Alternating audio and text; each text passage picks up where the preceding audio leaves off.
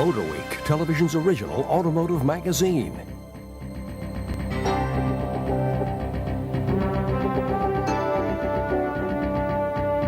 Your host for Motorweek, John Davis. Well, hello and welcome again to Motorweek. We're glad to have you with us. If you've been faithful for the past 2 weeks, you know it's time for part 3 of Motorweek's annual Detroit Big 3 preview. We've already covered Ford and Chrysler, and now it's time for America's biggest domestic automaker and the biggest car company in the world, General Motors. And for GM in '97, last is certainly not least.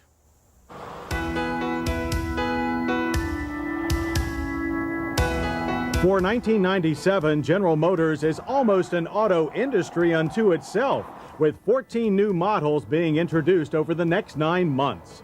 That includes a trio of fresh front-wheel drive minivans, the Chevrolet Venture, Pontiac Transport, and Oldsmobile Silhouette. Available in regular and extended length, these steel-bodied vans boast conservative styling, European feel handling, and features that their competitors can't match.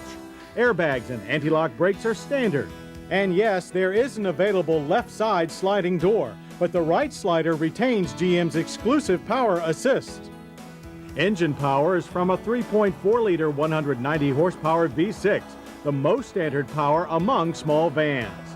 As you might expect, Chevrolet will gain GM's most affordable new family sedan. The legendary Malibu nameplate has been reactivated for this Corsica replacement that is styled much like popular imports. The same goes for the comfortable, no-nonsense mid-size interior that includes a split folding rear seat.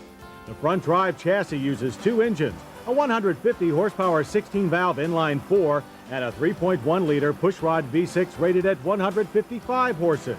The suspension is up to date, all independent with struts at each corner, and anti-lock brakes are a low-cost option. While the '97 Oldsmobile Cutlass shares its body structure and engines with the Malibu, its styling is different enough not to be easily confused. You won't confuse this car with the Sierra it replaces either. The interior is clean and modern. The very stiff body gives Cutlass an expensive feel and a much improved ride and handling quotient. By the way, the current Cutlass Supreme will be superseded by an all-new Olds Intrigue next spring. It doesn't just look like a smaller Aurora, it drives like one too. Saturn is doing to its coupe what it did to the sedan and wagon last year. That means new steel and plastic panels, a quieter engine, and a roomier interior.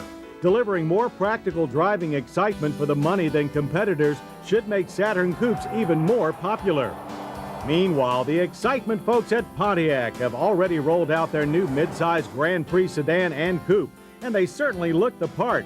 No other GM cars come close to their extremely aggressive show car styling inside and out. The W-body chassis has been completely updated with stiffer construction, more wheelbase, a genuine wide track, and a new strut-independent rear suspension. Top engine choice is GM's supercharged 3.8-liter V6 rated at 240 horsepower. Under the hood of a GTP coupe, it delivers a 0-to-60 sprint of under 7 seconds. Now, you may not believe it, but this ultra-conservative Buick Century shares many of its major mechanical bits with the Grand Prix, including a 3.1-liter V6. However, it has been handsomely tailored for Century's much older buyers. That includes a split bench front seat with stretch-out legroom. But an equally spacious rear seat with available integrated child seat may also attract more younger families too. The Buick Regal gets a bit sportier and more luxurious renovation next spring. But it's the all-new Park Avenue and Park Avenue Ultra that really say Buick luxury. Looking very much like America's answer to an Autobahn cruiser, Buick's new flagship shares its basic tight structure with Riviera.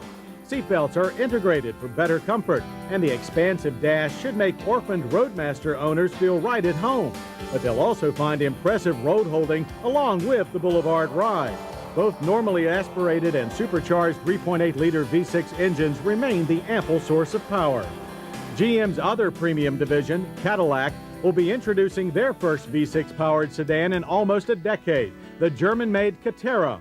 This rear-drive executive sedan is aimed at the younger buyer who otherwise would be visiting an Audi, BMW, or Mercedes franchise.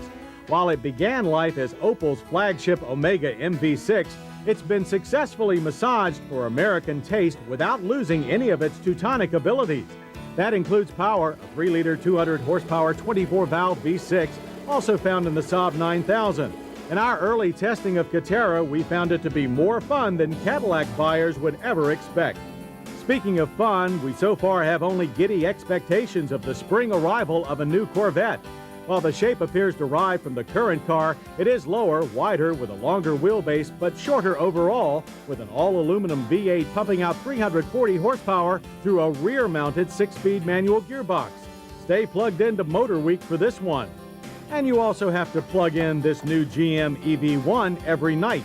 GM's first electric car is on sale, or should we say on lease, in California and Arizona through Saturn dealers.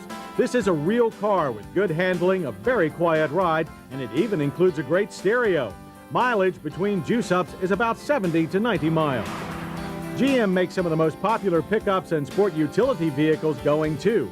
But the truck news for 97 is pretty much limited to wider availability for their new Express and Savannah full-size vans, and the addition of a passenger side airbag for the Chevrolet Tahoe, GMC Yukon, Suburban, and most CK pickups. After all, they have all those new cars and minivans to sell first. Indeed, 97's going to be a busy one for all of the General's troops.